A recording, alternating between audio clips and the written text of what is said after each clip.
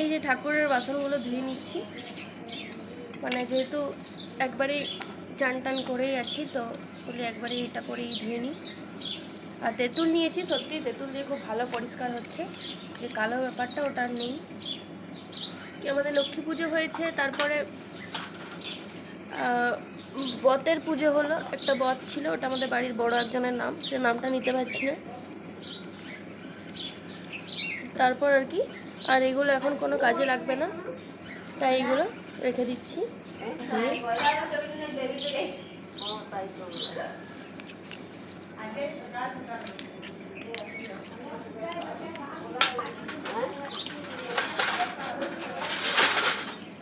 এটা আমাকে গামছা বটে।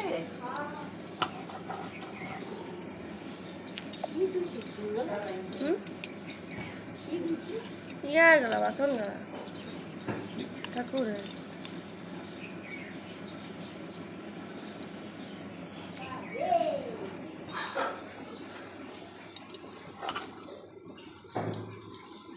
রান্না হইলে উনি রান্না হইলে রান্না হইলে আজকে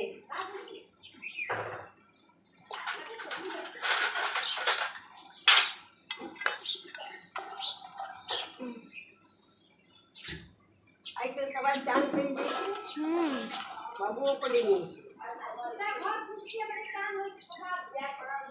তোমার ছোট বাটার হয়নি? না বড় হয়নি, সকাল থেকে কাজ আর কাজ।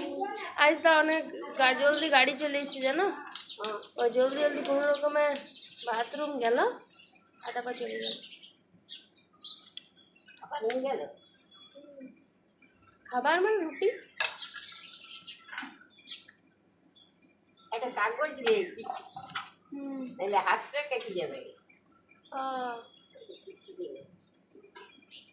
ইয়া